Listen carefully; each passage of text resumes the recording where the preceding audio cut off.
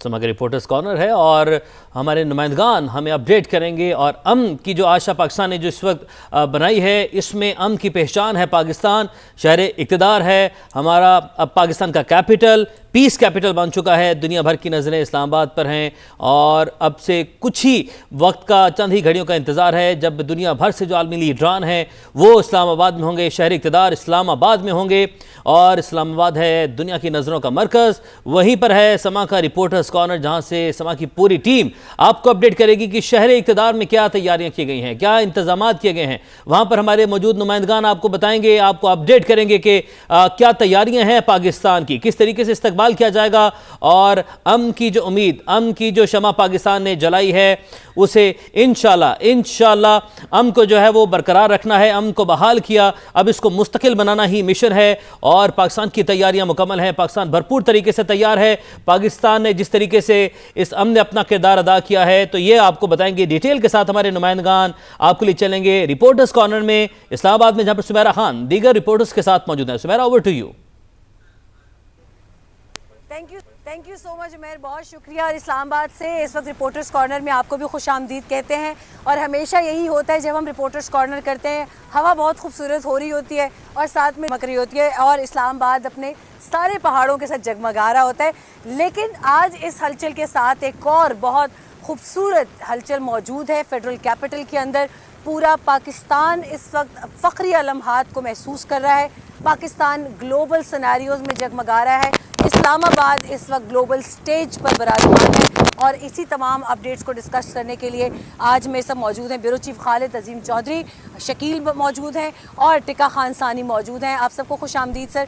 सबसे पहले over to you कि ये जो आज इतनी हलचल है, इस्लामाबाद इस्लामाबाद इस्लामाबाद हो रहा है हर तरफ, तो how do you feel about it and what exactly is going to happen from the federal capital of Pakistan? International तनाज़ुर में इसके जो तनाज़ात यहाँ पे हैं, उसमें महज में शायद पाकिस्तान ने इससे बड़ा कोई इवेंट जो है वो होस्ट नहीं किया।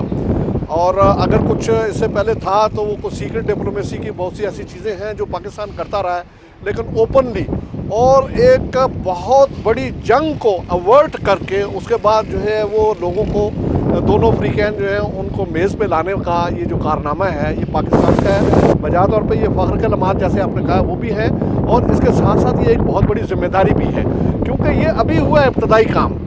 असल काम जो है वो आगे है। पॉइंट्स, हाँ जी, जो पॉइंट्स हैं उनके ऊपर अभी डिस्कशन होनी है। उसके बाद देखा जाएगा कि जो ट्रूस है वो बाकायदा किसी पायदार अमल में ढलता है या नहीं ढलता। ख़ास तौर पे इस तनाजुर में कि जब लबनान पर सीज़ फायर वायलेशन करते हुए मुज़ाकरात से पहले ही बमबारी शुरू कर दी गई इजराइल की जानिब। मिनिस्टर शहबाज शरीफ साहब का इब्तदाई स्टेटमेंट आया था, उसमें लबनान का जिक्र था कि ये सीज़ फायर जो है इसमें लबनान भी शामिल है, लेकिन प्रैक्टिकली ऐसा नहीं हुआ। और यही वजह है कि आपने शायद नोट किया हो कि रात प्राइम मिनिस्टर शहबाज शरीफ साहब जो हैं उनको इस बारे में एक स्टेटमेंट जारी करना पड़ा। और इसमें जिम्मेदारी उन लोगों की बनती है जो ये चाहते हैं, जो मेज़ पे आके बैठे हैं, उनकी ज़रूरत भी है कि अमन हो। बताइए, अगर मैं लाहौर से आया हुआ सवाल आपकी तरफ टॉस करूं कि शहर इक़्तिदार में क्या हो रहा है इस वक्त, तैयारियां, और दूसरी बात है कि इसकी अहमियत और कितना दूर रस हो गई है। देखिए, पहले जैसे मैंने अर्ज़ किया कि शायद ही पाकिस्तान को ये एजाज़ इससे पहले मिला हो कि एक इतने बड़े तनाज़े जिसमें जंग जो है वो अपनी खौफनाक हालत में थी, उसमें पाकिस्तान को अल्लाह ताला ने ये इज़्ज़त दी कि उसके कहने पे अफ्रीकन जो हैं वो जंगबंदी पे, आर्जी जंगबंदी पे आमादा हुए, मेज़ में बैठने के लिए तैयार हुए, एजेंडा तैयार हो चुका है। अब उसमें डिस्कशन होगी। डिफ़िकल्टीज़ हैं, अगर डिफ़िकल्टीज़ ना हो और मामला जो है वो फौरी तौर पे तय हो जाने वाले होते तो जो डिप्लोमेटिक चैनल है उससे ये चीज़ें अब तक सॉल्व हो चुकी होती हैं। ये सलूशन नहीं हुआ तो उसके बाद इतनी बड़ी एक्सरसाइज जो हो रही है, तो ये पाकिस्तान के लिए तो बहुत बड़े एजाज़ की बात है। और देखें, मेरा तो बैरोमीटर है इंडिया। अब जहाँ पे एक सफ़े मातम बिछी हुई है, वो उनके अपने लोग जो हैं वो मोदी को झंझोड़ रहे हैं, बल्कि उसको यूँ कहें नोच रहे हैं एक तरह से कि भाई तुम कहाँ हो, बड़े तुम ग्लिटरिंग इंडिया और पता नहीं क्या क्या लेके तुम चल रहे थे। ये सादत हमें क्यों नसीब हुई है, हम तो ख्वामखा उनके रडार पे, निशाने पे रहते हैं। वो बिल्कुल, लेकिन मैं ये समझता हूँ कि हमारे लिए ये कितना बड़ा एजाज़ है, इसके लिए कहीं और जाने की ज़रूरत नहीं है। सिर्फ इंडिया को अगर देख लें कि वो कितना झुंझलाया हुआ है, कितना परेशान है, कितना पाकिस्तान के ख़िलाफ़ उसने अपनी प्रोपेगेंडा गन्स जो हैं उनका रुख इधर किया हुआ है, उससे अंदाज़ा हो जाता है कि पाकिस्तान की टेस्ट हमेशा होता है इंडिया का मीडिया, अगर वहाँ चीखो पुकार है तो इट मीन्स आपने डैमेज किया है। शकील साहब, आपकी जानिब एक सवाल लाना चाहूँगी। कुछ देर पहले हम न्यूज़ रूम में भी डिस्कस कर रहे थे कि तेल की कीमतें और बाकी तमाम वो जितने भी असरात थे पाकिस्तान पर आए जंग के ख़ास तौर पे, और इसमें वैसे एक लतीफ़ा भी है, वो बाद में बताऊंगी लेकिन अभी के लिए बताएं कोई खुशखबरी इस जंग के रुकने से, या कुछ मेरे जैसे जिसके पास गाड़ी और गाड़ी फिर मुझे घर खड़ी करनी पड़ती है तो कुछ फ़र्क पड़ेगा? एजाज़ भी है और इसके अलावा ज़िम्मेदारी भी है, लेकिन सबसे अहम चीज़ ये है कि पाकिस्तान के लिए अपॉर्चुनिटी भी है। इतने तवील वक्फे के बाद पाकिस्तान में हाई प्रोफाइल जो डिग्नेटरीज हैं वो आ रही हैं, और पाकिस्तान ने जो प्रोएक्टिव रोल प्ले किया है डिप्लोमेसी में, उसमें पाकिस्तान के लिए इकनॉमिक चैलेंजेस जो दरपेश थे इस क्राइसिस के अंदर, आपको पता है कि बहुत सारे लोग जो हैं वो ये डाउट शो कर रहे थे पाकिस्तान अपनी इंटरनेशनल जो जिम्मेदारियां हैं कर्ज़ों की वापसी की वो पूरी कर पाएगा या नहीं कर पाएगा। तो पाकिस्तान ने बड़े अच्छे तरीके से ना सिर्फ डिप्लोमेटिक फ्रंट बल्कि इकनॉमिक फ्रंट के ऊपर भी अपना रोल प्ले किया है, और उसके बेनिफिट्स जो आप पूछ रही हैं वो अब आना शुरू होंगे। इसकी रीज़न ये है कि अगर ऑयल प्राइसेस $150 पर बैरल या $200 पर बैरल जिसका खदशा जाहिर किया जा रहा था, अगर जंग जो है वो प्रोलॉन्ग होती तो वहाँ तक जा सकता था, लेकिन अभी मैंने लेटेस्ट जो चेक किया है वो $97 पर बैरल पे प्राइस आ गई है इंटरनेशनल क्रूड ऑयल की। तो पाकिस्तान के लिए, पाकिस्तानी अवाम के लिए बड़ी खुशखबरी ये है। तो देखिए, हुकूमत पाकिस्तान ने तो जो मैकेनिज़्म जो तय किया हुआ है वो वीकली बेसिस पे प्राइसेस को डिटरमिन करना है, उनको रिकन्सिडर करके। तो अभी 137 रुपीज़ पर लीटर पेट्रोल बढ़ाया गया, फिर 80 रुपये उसमें कमी की गई लेवी की मद में। उम्मीद ये है कि अगर इसी तरह ये सीज़ फायर अल्लाह करे कि ये लास्टिंग पीस में कन्वर्ट हो जाए, पाकिस्तान को यहाँ पे भी बड़ी कामयाबी मिले और उसके बाद पाकिस्तान के अवाम को इसके बेनिफिट्स यकीनन जाएंगे। टिका, आपसे एक ब्रीफ कमेंट लेके मैं कमर की जानिब भी जाना चाहूँगी ताकि फिर हम एक और राउंड ऑफ क्वेश्चन शुरू करें। टिका, इस वक्त जो पॉलिटिकल हवाले से अगर आप बताएं कि फेडरल कैपिटल में इतनी जो बड़ी एक डेवलपमेंट हो रही है, इस वक्त सियासी असरात क्या है पाकिस्तान के? शायद ये पहली दफ़ा सुमेरा हुआ है कि पाकिस्तान PTI और JUI ने मुतफ़िका तौर पे इनके जो इजलास हुए हैं कोर कमेटियों के, सियासी कमेटियों के, उन्होंने इसकी हमायत का ऐलान किया है, वेलकम किया है। और कल से ही सुबह बैरिस्टर गौहर ने, बल्कि इनका एलामिया जो जारी हुआ उसमें भी बड़े शानदार अल्फाज उसमें उनका चुनाव किया गया। ये आज आया, वरना इससे पहले तो हमेशा ये प्रोटेस्ट ही रखते थे ऐसी तारीखों के आसपास। हुआ था, लियाकत बाग में जलसा था 9 अप्रैल के हवाले से, लेकिन ये जलसा मनसूख कर दिया गया और सियासी कमेटी ने फैसला किया। उसके बाद पार्लियामेंट के अंदर ऐलान किया और उसके बाद ये कोई नई तारीख भी नहीं दी गई, इसी वजह से कि यहाँ पे आलमी मेहमान आ रहे हैं, पाकिस्तान बहुत बड़ी मेज़बानी कर रहा है और ये खलूस नीयत का नतीजा है प्राइम मिनिस्टर शहबाज शरीफ का, फील्ड मार्शल आसिम मुनीर का और साथ ही डिप्टी प्राइम मिनिस्टर इसहाक डार का, कि आज सियासी जमातें उनके साथ खड़ी हैं। और कल जो जुमे को एहतजाज होने जा रहा था JUI का मुल्क गिर, तो हुकूमत के ये खालिद साहब भी कह रहे थे कि बड़ी संजीदा लिया है हुकूमत ने इस इक़दाम को। वज़ीर दाखिला खुद गए और राना सनाउल्लाह खुद गए मौलाना फजल रहमान के घर। अगर कोई ना भी जाता तो एक पाकिस्तानी होने की हैसियत से इनको खुद चाहिए था कि इक़दामात खुद करते। इस पे हम मज़ीद तफसील से बात करेंगे। कमरुल मुनव्वर मौजूद हैं हमारे साथ। कमर, आप बताइए, इस्लामाबाद में इस वक्त सिक्योरिटी इंतज़ामात के हवाले से आप क्या बता सकते हैं?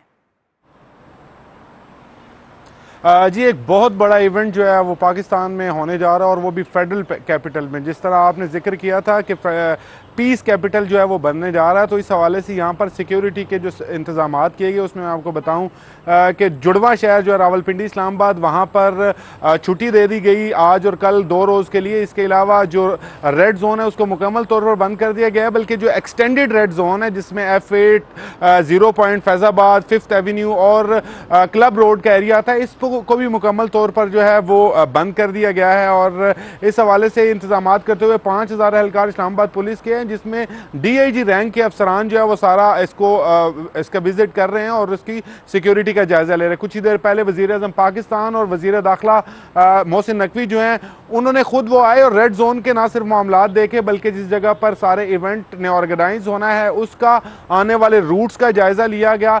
अब जो इस्लामाबाद रेड जोन और इस्लामाबाद की तरफ आने वाले रास्ते हैं वहाँ पर डाइवर्जन्स दी गई हैं और इन रास्तों को मुकम्मल तौर पर बंद कर दिया गया है। श्रीनगर हाईवे, एक्सप्रेस वे और इसके अलावा जो खैबान सोहरवर्दी रोड है यहाँ पर डाइवर्जन देते हुए जो आने वाले कम्यूटर्स हैं उनको ये कहा गया है कि वो दूसरे रास्ते इख्तियार करें। ख़ास तौर पर रेड जोन में सिर्फ सरकारी गाड़ियों को जाने की इजाज़त जो है वो दी जा रही है, बल्कि रेड जोन के अंदर जो स्कूल्स थे वहाँ पर जो इम्तिहानात थे 3 स्कूल्स उनको भी मुलतवी कर दिया गया है।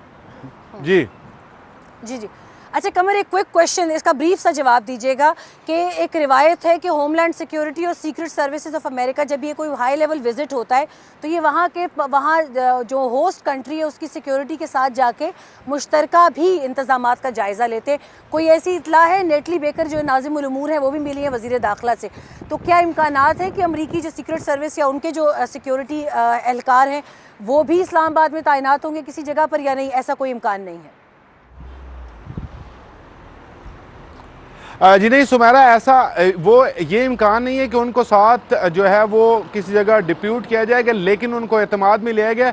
वफाकी वज़ीर दाखिला IG इस्लामाबाद और सेक्रेटरी इंटीरियर ने एक ब्रीफिंग दी और उसमें उनको वो सारे रूट्स और जो इंतजामात किए गए हैं वो उनसे वो मुतमईन नज़र आए। उनको सारी ब्रीफिंग दी गई है जिस जगह पर ये इवेंट होना है, आने वाले वफूद का जो रूट तय किया गया और ख़ास तौर पर जिस तरह करके डिप्लॉयमेंट की गई है वो सारी चीज़ें जो हैं वो उनको बताई गई हैं। क्योंकि गुज़श्ता रोज़ जो टेक्निकल असिस्टेंस के लोग थे वो तमाम यहाँ पर पहुंचे थे और उस टाइम से ही शुक्रिया। आपकी तरफ वापस भी आएंगे अपडेट्स के लिए। और खालिद अजीम साहब मौजूद हैं। खालिद साहब, एक तो इवेंट बहुत बड़ा है, इसकी diplomatic significance is sky rocketed right now, लेकिन हम इसको अपने एक लॉन्ग टर्म एक बेनिफिट के लिए इसको how big time we can cash on the basis of this diplomatic activity? लेकिन मैं समझता हूँ कि खित्ते में अगर अमन हो जाता है तो मेरे ख्याल में इससे बड़ा इनकैशमेंट और कोई नहीं हो सकती है और उसके बेनिफिशरी सब हैं। अभी हम जो बात कर रहे थे, शकील साहब जो बात कर रहे थे कि जी हमारे यहाँ पे ठहराव आएगा, कीमतों में ठहराव आएगा,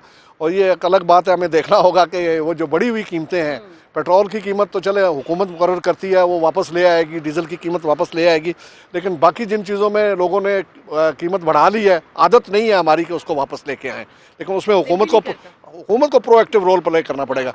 जो आप बात कर रही हैं, देखें इस सारे मामले में पाकिस्तान अगर कामयाबी अल्लाह ताला उसको देता है और जो मुझे यकीन है कि वो देगा, तो उसके बेनिफिशरी सारे हैं। अब वो इंडिया जो हमारे हर वक्त हमारे कभी हमारी टांग खींचने की कोशिश करता है, कभी हमारी गर्दन पकड़ने की कोशिश करता है, और सिक्योरिटी की आप बात कर रहे हैं तो उसको तो ये कामयाबी हजम नहीं होगी। उसकी तो कोशिश होगी कि कोई ना कोई ऐसा वाक़या हो जाए कि पाकिस्तान उससे बदनाम हो, लेकिन वो इसका बेनिफिशरी है। इंडिया के अंदर ये बात चल रही है, मोदी को ललकार के लोग कह रहे हैं कि भाई ये इसी के नतीजे में इंटरनेशनल मार्केट में ठहराव आएगा और उसके बेनिफिशरी हम भी होंगे, वरना कहाँ से दोगे पेट्रोल और कहाँ से दोगे हमें गैस। आपकी इसी बात को प्रोलॉन्ग करते हुए, एक्सटेंड करते हुए, शकील साहब आपसे मैं इसी नोट पर सवाल करना चाहूँगी। खालिद साहब ने बड़ा इंटरेस्टिंग पॉइंट दिया है।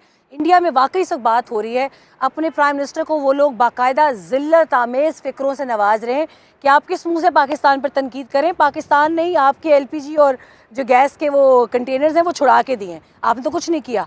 तो हमें इसमें एक आलमी जो इज्जत है उसके अलावा हमें इसमें क्या बेनिफिट मिलेगा economy wise? Specially Narendra Modi Pakistan को आइसोलेट करने चले थे, लेकिन वो अपने मुल्क के अंदर ही आइसोलेट हो गए हैं क्योंकि उनकी अपोजिशन, उनकी रायामा, उनकी पब्लिक ओपिनियन उनके अगेंस्ट है इस वक्त। उनके जो एक्सपर्ट्स हैं वो टीवी पे बैठ के खुलेआम अब खुल के तनकीद कर रहे हैं मोदी के ऊपर, उसकी पॉलिसीज़ के ऊपर, क्योंकि उनकी फॉरेन पॉलिसी टोटली कोलैप्स कह लें, नाकाम हो गई है। लेकिन मैं आपको थोड़ा पीछे लेके जाऊँगा। इंडिया आज से ये कोशिश नहीं कर रहा था। आपको पता है कि FATF की ग्रे लिस्ट में पाकिस्तान का नाम था और इंडिया की पूरी कोशिश थी, लॉबिंग की कि पाकिस्तान को ब्लैक लिस्ट में शामिल कराया जाए। वहाँ उसको नाकामी हुई। उसके बाद इंडिया ने पूरी कोशिश की कि हम पाकिस्तान को डिफ़ॉल्ट की तरफ धकेलें, IMF पाकिस्तान को कर्जा ना दे, लेकिन IMF ने पाकिस्तान को ना सिर्फ कर्जा दिया, तारीफ़ की कि इकनॉमिक स्टेबिलिटी आई है, इसको कैश करने की ज़रूरत है, इसको पायदार जो तरक्की है उसकी तरफ ले जाने की ज़रूरत है। अब इंडिया ने पाकिस्तान को आइसोलेट करने की कोशिश की। अब आप देख रहे हैं कि यूरोप से लेकर America, Middle East, China, eastern countries, हर जगह पाकिस्तान को प्रेस किया जा रहा है जी। और हमारे अंदर इतना कॉन्फिडेंस आ गया है कि हम कह रहे हैं कि हम 3, साढ़े 3, साढ़े 4 बिलियन डॉलर हम यकमुश्त वापस कर सकते हैं, हम इतना कर सकते हैं, हमने अरेंजमेंट किए हुए हैं। हमारे रिजर्व्स इस वक्त अच्छे हैं, 16 बिलियन डॉलर से ज़ायद हैं स्टेट बैंक ऑफ पाकिस्तान के पास। तो ये सारे जो हालात हैं ये इंडिकेट कर रहे हैं कि पाकिस्तान ने इकनॉमिक फ्रंट पे डिप्लोमेटिक फ्रंट पे अच्छा रोल प्ले किया, पॉजिटिव रोल प्ले किया है, और जो रिस्पेक्ट है वो अर्न की जाती है, वो ज़बरदस्ती अब ले नहीं सकते। तो पाकिस्तान ने रिस्पेक्ट जो अर्न की है उसमें पूरी दुनिया, इंटरनेशनल कम्युनिटी पाकिस्तान के साथ है इस वक्त, और देखना यही है कि अब अल्लाह करे ये सीज़ फायर जो है ये आगे चल के लास्टिंग पीस में कन्वर्ट हो तो ज़्यादा अपॉर्चुनिटीज़ होंगी पाकिस्तान की। सीज़ फायर शुड होल्ड इंशाल्लाह एंड इट विल होल्ड। टिका, क्विकली आपसे लास्ट एक क्वेश्चन है मेरा, इसके बाद हम कंक्लूजन की जानिब जाएंगे। टिका, पाकिस्तान के सियासतदान इस वक्त, जैसे मैंने पहले कहा, ये उनकी अपनी एक अखलाकी जिम्मेदारी होनी चाहिए कि फील्ड मार्शल या वज़ीर आज़म उनको ना कहें कि इस जो है एक नाजुक सूरत हाल में आप एक बोर्ड पर हों। ये सेंस प्रिवेल करती नज़र आ रही है आपको तमाम पॉलिटिशियन में कि वो इनविटेशन का इंतज़ार किए बगैर ख़ुद से जिम्मेदारी निभाएं? बड़ा सवाल है सुमेरा, कल जब हुकूमत की तरफ से भी नुमाइंदगान का रब्ता नहीं हुआ था तो कल तहरीक तहफ़्फ़ुज़ यानी पाकिस्तान के प्लेटफॉर्म तले तमाम सियासी जमातें बैठी थी और उन्होंने उसी वक्त फैसला कर लिया था, इंतज़ार था उसके ऐलान का।